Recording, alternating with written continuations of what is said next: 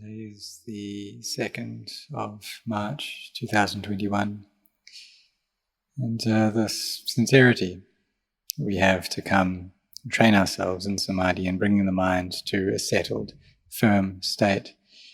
It's natural that sometimes the mind will collect together like this, and sometimes our samadhi will be quite little. And so we need to rely upon the strengths of our effort, our persistence, the sincerity, our forbearance in this training. And we all have this longing for freedom from suffering, from this highest form of happiness, that which isn't dependent upon any external thing, happiness that comes from letting go. And so if we see the benefits of letting go, if we see the danger of attaching to things, then we'll understand that being able to put things down is really the best thing that we can do. And when any problems arise within our minds, we need to try to contemplate them, seeing that these problems arise due to attachment to self. And this attachment to self is the root, is the cause for all of our problems. And this greed, hatred, and delusion, it's the root of all unskillful states. But our minds have been deluded in the sense of self for a very long time now. Every single life in which we have been born, there's also been this birth, or this arising of delusion towards me and mine. And in this current life, right from when we're a tiny child, we were deluded in the sense of self. As a small child, we had a sense of self, of a small child. As a primary school student, we had the me, the I of a primary school student. High school student, university student, we had that ego of a high school or university student.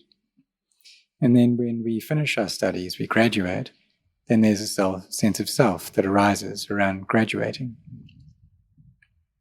But we never come to hear about or to know about not self. Just everything that we learn, everything that we think is to do with me and them. But we don't hear about something which isn't concerned with me or them, which is free from these two things. But when we have problems arising, either the suffering in our hearts or pain in our bodies through illness, then we try to find some source of refuge, because the heart is in a really scattered and frantic state. So when we see the suffering arising, then we try to find a path out of that suffering, because we don't want for it, we don't want to feel it. And when we don't want to feel it, then why does it come up? And so we look, we try to find the reasons, we try to study to gain knowledge. And many people, they take the wrong path, trying to fix their suffering in the wrong way. And this happens very commonly. But for those people who have good fortune and who have a lot of barami, they'll be able to find, seek out and meet with the path that does lead out of suffering, this path of sila, samadhi, and panya, or dana, sila, bhavana. And so these two paths really, they both lead out of suffering. This path of sila, samadhi, and panya, of virtue, of collectedness of mind and of wisdom, and that of generosity, of virtue, and of cultivation. And this is something that we should try to develop, try to put into practice.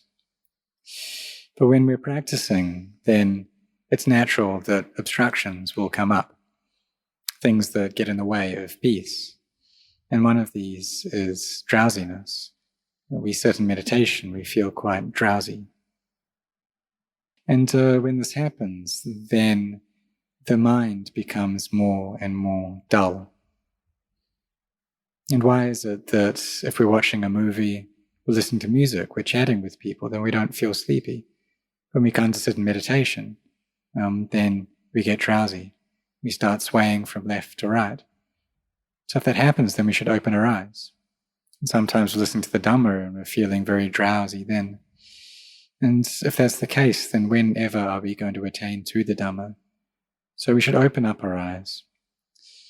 But sometimes the sleepiness of the body and of the mind are two different things. And there was one time that I was in Ombapong and we had to wake up at 3 a.m. and go sit in meditation. And my body looked like it was very sleepy. It was swaying back and forth. But my mind still knew what was going on. And one of my friends told me that you were sleeping then. You didn't have any mindfulness. But I replied that I was just feeling peaceful and I did know what was going on. And so it's possible to argue about these things, about whether it's the body or whether it's the mind that's sleepy. So we got one of my friends to play a tape of one of Luang Pu Cha's talks. And I told him that if you see me looking like I'm sleepy, then you should stop the tape there. And so we did this. And then when I started swaying, then he stopped the tape. And I was able to tell him exactly where Luang Pu Cha had got to in the talk. So this happened the first time, and then the second time, the third time, and I was able to answer. And so they're able to accept that it really was just the body being tired. So it's possible for this to happen, for the body to be exhausted, but for the mind to still have awareness. But even though there was mindfulness there, it was a bit weak. It wasn't 100% strong.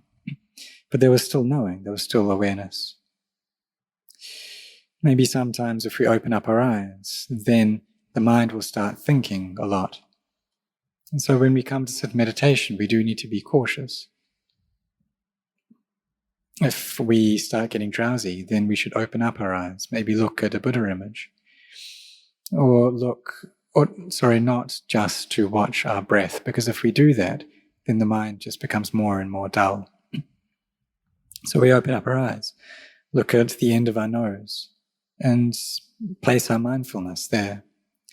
Or we can recite the objects of Kesa, Loma, Naka, Danta, Tacho, as hair of the head, hair of the body, nails, teeth, and skin, and do this to reduce the drowsiness. Because if we just sit there in a dull, sleepy state, we can sit for 1 hour, 2 hours, 3 hours, but we're not meditating. And why is that? It's because we're not mindful. If we just sit and we're drowsy and just carry on getting more and more dull, there's no mindfulness there. We're not meditating. And sometimes you may do walking meditation and the mind's just thinking about all different kinds of things. And similarly, there's no mindfulness there, so we're not meditating. For those who do have mindfulness while they're walking, then sometimes it just takes 3 steps and their minds are already peaceful. And this is what happened with Luang Pu Ginari, one of Luang Pu Cha's teachers, that he would just do walking meditation for a very short time, and his mind was peaceful. And Luang Pu Cha was confused as to why he walked for such a short space of time. And he thought, well, I sit for a long time, and my mind isn't that peaceful, so what can he be gaining from just this very short walking meditation? But in no long time, just a few steps, his heart was already peaceful. And this was because he had meditated a lot before.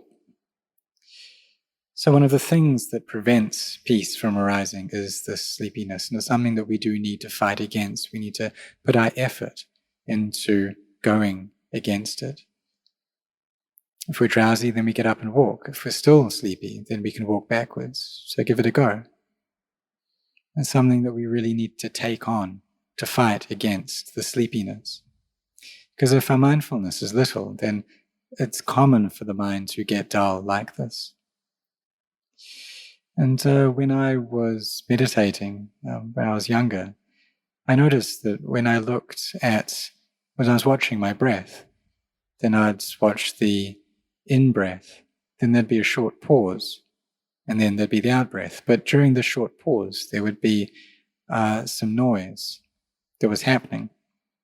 I was sitting on a bed, and the bed was making this kind of rocking noise during that short pause between the in and out breath.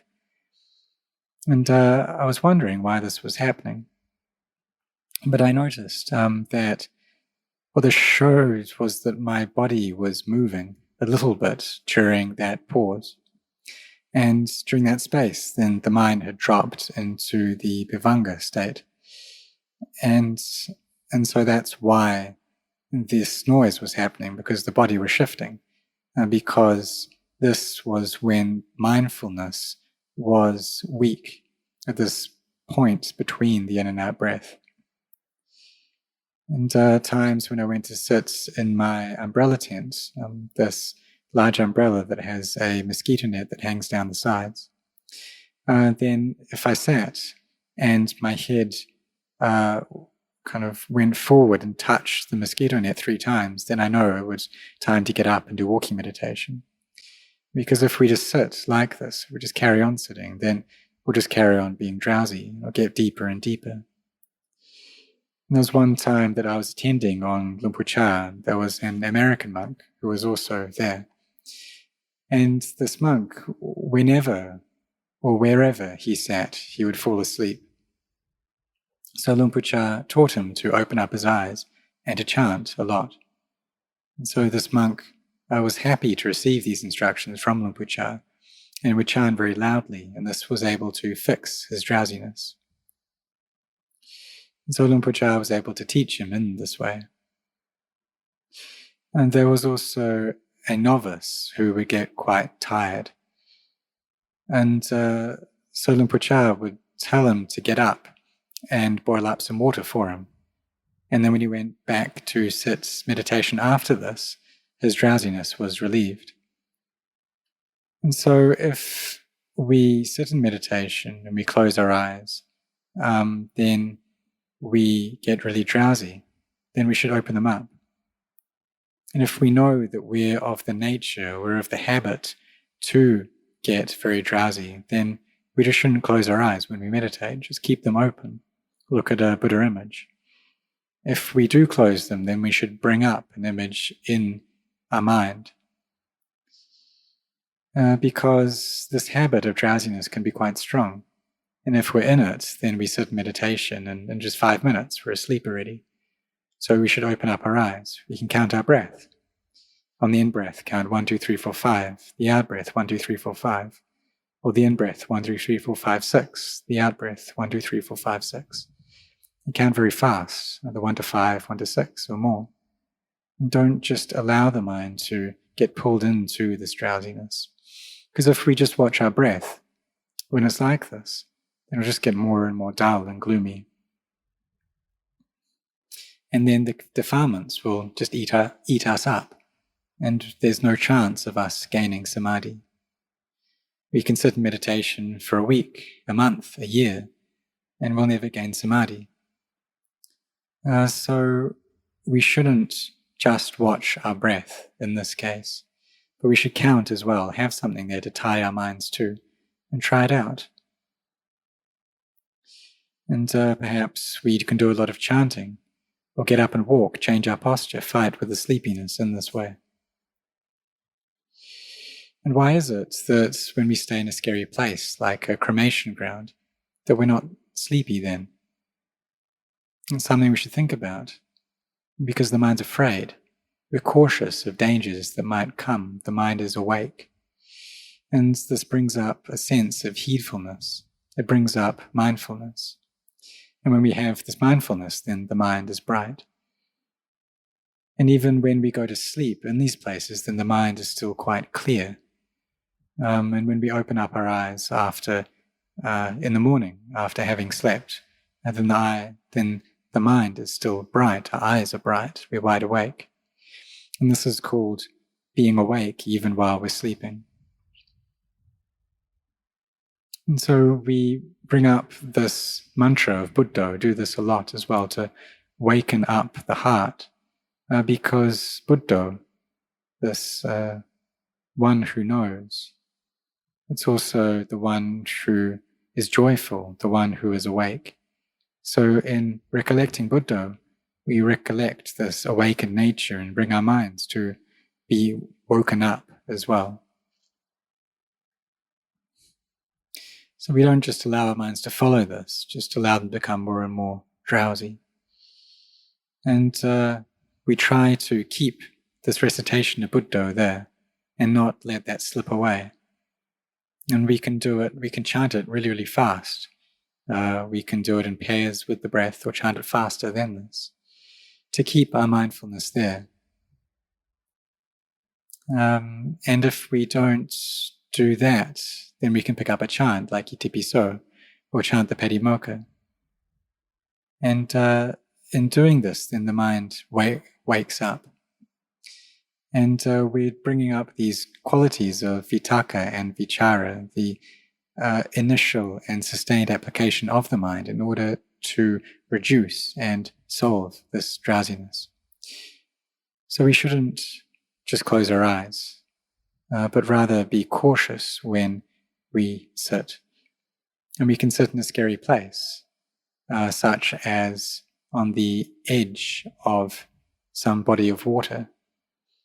And sitting there right on the edge, this can help us out. And we need to bring up something to aid us, because we know that if we do get drowsy, we may fall into the water. And so we can try this out, use some methods to help us. And because all of us have this faith, we have belief in this path of practice, in generosity and virtue and meditation. But it's also something that we need to really put our efforts into. And then when we do this, its natural obstructions will come up. And one of these is drowsiness. That's something we need to fight against. Or we can try doing walking meditation until we feel very, very tired. And when the body is exhausted, then we'll see the results of this in terms of peace of mind, that this comes up. And it's not very complicated. When we step with our right foot, we recite Bud. With our left foot, we recite Do. So there's no need to doubt about this, no need to think too much about it. But just walk, just use this method to have faith in it. Because we need something there to keep our minds focused on. We need some object. And if they don't have a meditation object, then they'll just be thinking constantly. They'll always be scattered. So we need something there to bring our minds to, something for our minds to think about. So we bring up one thing. And in doing this, then the mind is relieved from its doubts, from its annoyances, from its liking and disliking, from its scattered nature. So bring up these words of Buddha, Dhamma, Sangha, or we can recollect and contemplate Nibbana, this emptiness, a happiness, the highest happiness. And this meditation word of Nibbana, it brings us to contemplating, letting go. So we should do it a lot. We develop it a lot. And when we do this and persist with it, then the mind will become peaceful all by itself. It'll gather together in samadhi. When the mind is peaceful, then it won't have any doubts. It will gain knowledge by itself. We'll see the nature of conventions and also see into liberation. But before this, all that we've known is conventions. But now we come to know liberation as well. We come to know not self. And before we took everything, all physicality and mentality, as being me. And we never even thought about something that isn't a self. But one day we hear about this, we study about it, and we try to think about it as well. And maybe we get some results, we get some belief in it. Our minds can take this on to some degree, but they also don't to some degree. But when our samadhi is well established, then the heart does believe in anatta. When we don't have samadhi, then the mind just won't accept this. And so we read the teachings of the Buddha, and he tells us about this anatta, about non-self. But the mind it can't really accept this in the beginning. But it's when our meditation practice comes together, when this path of sila, samadhi, and panya gathers, that we'll see clearly into the state of not self. And we'll be able to let go of self. So really need to practice, to be cautious about sleepiness, to open up our eyes if we are getting sleepy, because this drowsiness, it obstructs our practice. And so why is it that when we sit in meditation, we get sleepy? But if we listen to music, we watch movies, we chat, then we're not drowsy. But we come to meditate and then we fall asleep. So therefore we should open up our eyes. And as we practice, then we'll gain knowledge. We'll see into liberation clearly, and we'll be relieved of all our doubts. So may all of you be devoted to this.